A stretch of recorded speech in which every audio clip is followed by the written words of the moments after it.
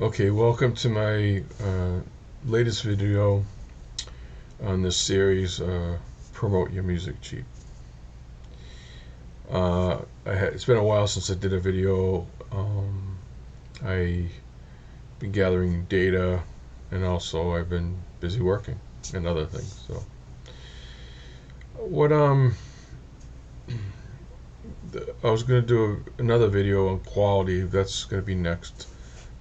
How to, you know, why quality is important and things you need to do about quality.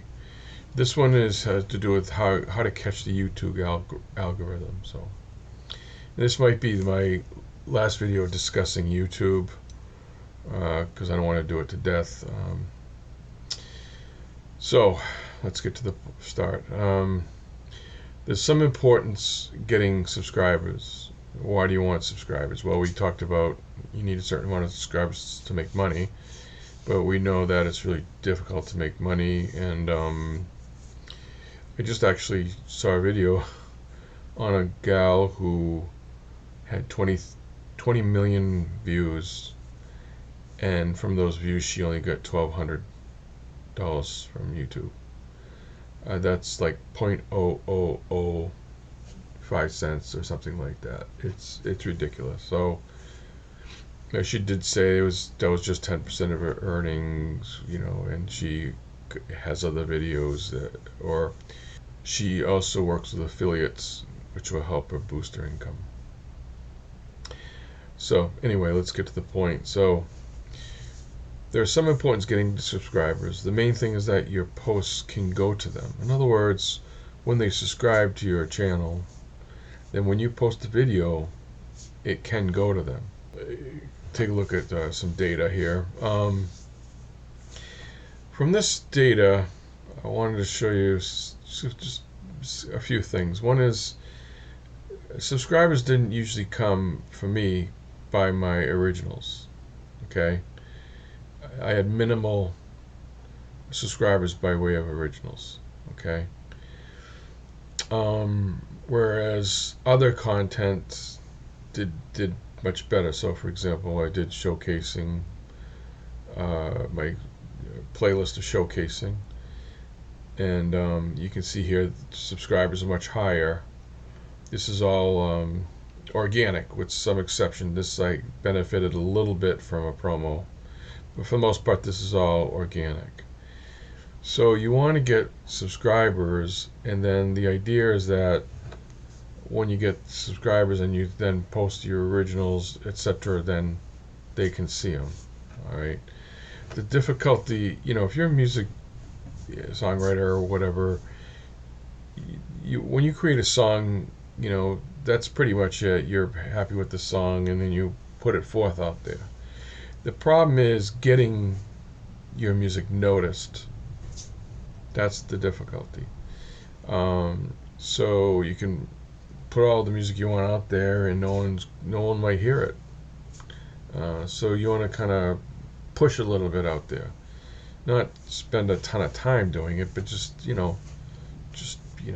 put a little effort into it, and then try to get it out there. Because otherwise, it's going to be you're going to be your biggest fan, and you won't have many fans. Okay, so back to this diagram. When a song or video is released, it tends to get more subscribers initially, or more noticed initially. This whole idea of newness. When something's new, you'll see your viewership go up, and then you may not have legs, but initially it goes up and then it comes back down, and then you might get subscribers that way. Releasing a video at a particular time, your viewers are at a maximum.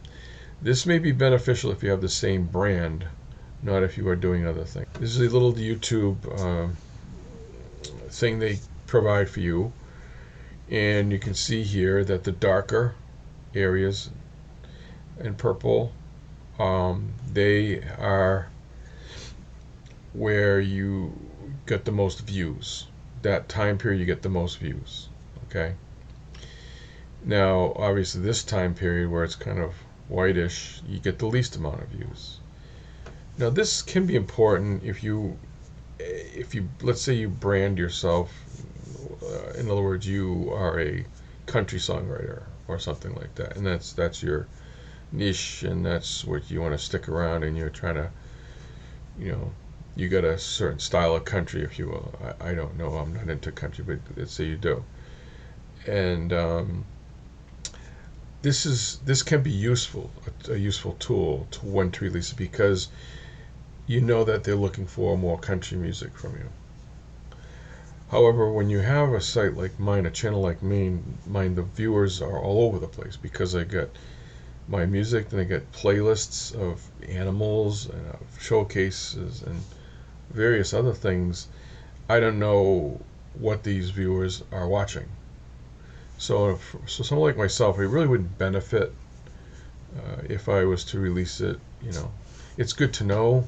It's Saturday, 11 a.m. is a good time, but right here, Wednesday at 7 o'clock, I may not. That might be a good time to release it also. One thing we know though is we should release it at 2 to 5 in the morning, just because there's practically no viewership. So you can glean that from that.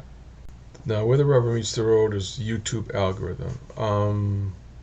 I do not know what the algorithm is. I don't know if it's an AI kind of function, and I don't know, other than the programmers, I don't know if anybody else really knows what the algorithm is. But it has to do. It's programmed. In other words, you got, I don't know how many YouTube employees they have, but they're not all looking at your video. The program algorithm's looking at your video, and that's important to understand. So I gleaned some information from this. I did some testing, and you'll see results of my testing. So trial and error, but I got some results. I think the most important thing you can take from this is words are important. How you name your song, how you categorize your song. Is your song happy? Is it silent? Is it kind of relaxing, or is it danceable? I found that by just changing words, I have 2 to 3% or 2 to 3 times more viewership by doing that. And what I mean by changing words, well, there's 3 kind of areas where you can change the words. The actual naming of your MP4 file, the title of the video, and the descriptions. In the description, you can put as much information as you want on there, and I think that's important for you to know. You don't want to leave a little, maybe 1-word description. You try to put as much information as possible. So, because when the YouTube program comes around and looks for your words, it's trying to match up your words with people who are searching for those words. Okay, so let's take a look. So just by changing words, I average about 2 to 3%, not 2 to 3%, 2 to 3 times more viewers. There's a term, legs. Legs means if something has legs, you don't do anything to the video, it just takes off on its own. So that's important to understand. Some of your videos, you don't know why, but they just take off on their own.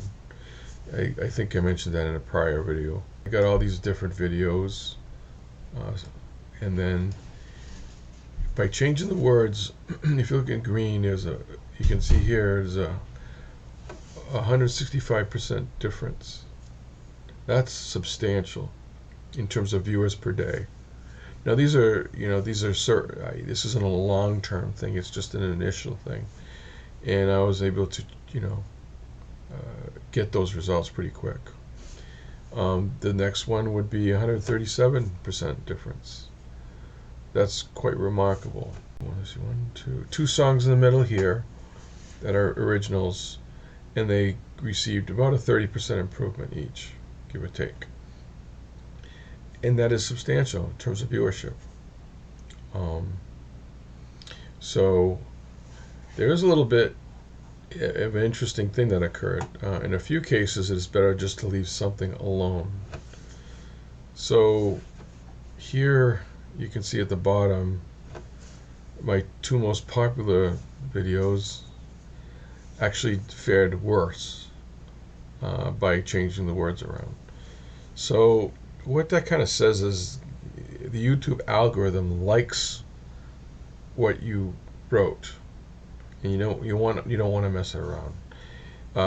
This did not impact me because I re-upped the videos to test it, so it didn't impact me. However, you can see that you want to be careful on those videos that do well. Let it go. The algorithm picks them up and it's riding the algorithm, surfing the algorithm wave, if you will. But on those songs that are doing poorly, you may want to definitely change the words and play around with it and then re-up the video. The third thing is sometimes if I encountered this, I'll just let it go at this. YouTube might be manipulating some of the videos that are hot. So I discovered this one with a JHUD video.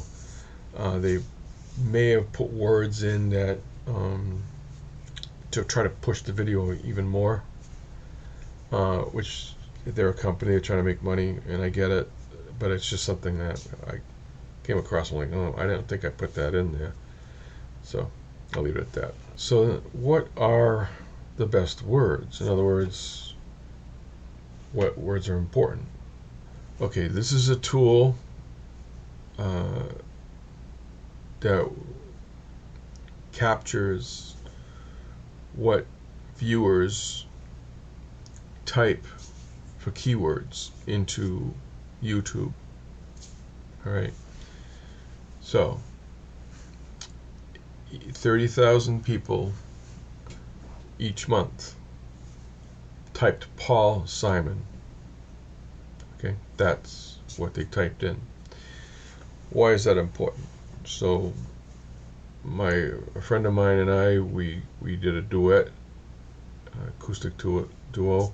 We did Kodachrome by Paul Simon, and I wanted to figure out what words to use. Okay.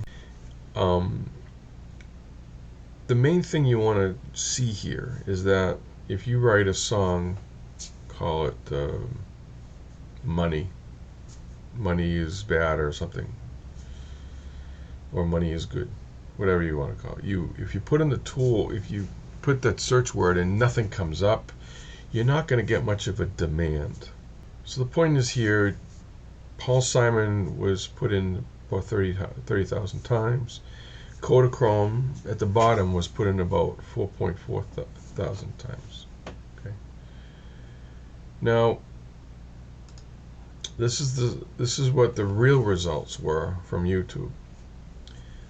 If you notice here right here, Kodachrome had the most views, and Kodachrome by Paul Simon had the least amount of views. So how you put your words in, and this is basically so this is what the file is called. This is an MP4 file, the video file. So this is what you're naming the file when you're uploading it to YouTube. If you put, xvs.mp4, it's when the algorithms are searching for it, when it comes across, it's not gonna put your music forth to Paul Simon or Kodachrome audience. So you want to make sure you name the MP4 file. And this is what I found out, that Kodachrome fared the best. By the way, I released these all at the same time. I changed it. I just named 4 of them to test what the algorithm would do. So Paul Simon with 30,000. Right here, got about 57. Now this is a short period of time, so I didn't want to spend 6 months doing it. So the viewership's going to be not so. It's not going to be in the thousands, you know. But you see here, Paul Simon is 30,000, and Kodachrome's only 4.4K, and Kodachrome got more viewers. Now here's the thinking on that. When you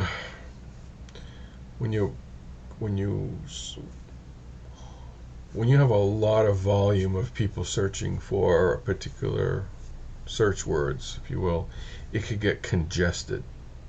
In other words, other people are putting up, let's use the case of Paul Simon, other people are putting up other Paul Simon stuff. And so when someone types Paul Simon, everybody's going to be appearing to the viewer. However, when you have much less viewership, then your particular video has the chance of reaching the top. So Paul Simon might have like 3 pages worth of stuff, whereas Kodachrome, you might be seen on the first page. So other ideas that you want to put in there are to describe the song or the type of song you have. Okay, like it's country or whatever. So the song I did was basically about a river, and I put in the words of the song called Arms Park, and nothing popped up. So I was like, okay, let's take a look at some keywords that I could put, in the MP4 file name. By the way, if you put Paul Simon .mp4, the computer's not going to know that you're not Paul Simon. You're trying to reach Paul Simon's audience, so don't worry about naming your song the same, or you get the point. So in other words, you don't, the computer doesn't know if you're Paul Simon or if the song's called Kodachrome, whatever. The point is you want to get your stuff out there in front of your viewers. So here you can see I looked at river and the river because I had the song called Arms Park. Nothing showed up. So it's about a river or near a river, and then it's like, okay, let's take a look at this viewership. So here we got 56K per month, which is pretty good. Viewers, type in river. 24K, type in the river. Okay. So now there's another thing you can do with keywords is to actually type in the keyword in the YouTube search, and it populates based on demand. So here you can see the river in the YouTube, and the river flows in you, piano. The river flows in you, blah blah blah blah blah. So when you see searching the river, you have these other ideas you can use for your naming your file, and then you can notice here the river flows in you is probably the name of a song, which I don't know, but here you get Garth Brooks, the river, Bruce Springsteen, the river, Good Charlotte, the river. These are all artists associated with the song The River. So now you're getting connections or association, and that's another thing that the algorithm picks up is association. So here we got artists or songs, singers, and artists that sing this song called The River, and now you have that that relationship between artists and the river, and then that allows the algorithm to pull you in a little bit more, as opposed to, for example, if you're just putting the river, you got the rivers of Riverdale, River Monsters, River Bishop Briggs, Rivers of Babylon. It doesn't have association to like music or songs that that this network which will pull that information and try to match your song to the viewer. Back in the day when YouTube started, it was a lot like America's Funniest Videos or home videos, and or like when MTV first started, these kind of, you know, unpolished videos. Now, this, in a sense, YouTube is top heavy with people trying to sell how to promote yourself on YouTube. In a sense, I'm doing it, but not in that way. I'm trying to help you out to get your music out there. The other videos are you know, they don't have much content, substance, but a lot of production. They look fancy, and I made $1 million this. You know, I did this. And it's like, okay, you did that, but you know, are you pushing your music, or are you just promotion? So, but yet you gotta have to try to meet as much demand as possible. So here's the song Arms Park. I just put this same exact song, same exact description, and I changed one. I uploaded, was called River, one is called The River, and again, it was a short period of time. When I put The River, it got 2 times the amount of viewers as the other one did. So that's really it. So words are important. You know, another thing I want to mention is that when I was one of the songs I was pushing was more of a softer, easy listening type song. You want to relax and chill to it. When you do a search for music, you'll find out a majority of people look for music to relax to.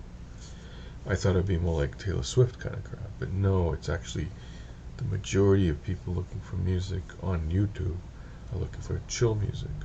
So if you have a song that is relaxing, use the word relaxing, use the word chill, fall asleep to, you know. Or let's say the opposite. Let's say your music is danceable and happy. We'll put the words in your description. Dance song makes you happy, you know, that kind of thing. And that's what you would put in the description. You can put it in the title also, or you can name it that way too. But you want to kind of, words are important, is what I'm trying to tell you. And the last thing is a tip. The tip here is this particular video by Marcus Jones. It's called 21 YouTube Settings. This is loaded with I don't know how many good tricks of how to get noticed on YouTube. Here's one right here. This little subscribe thing. This is something he talked about, and it's a little way people can subscribe to your channel. Just that little thing right there. It's easy to do. He talks about it. So, hope you enjoyed the video. Take care.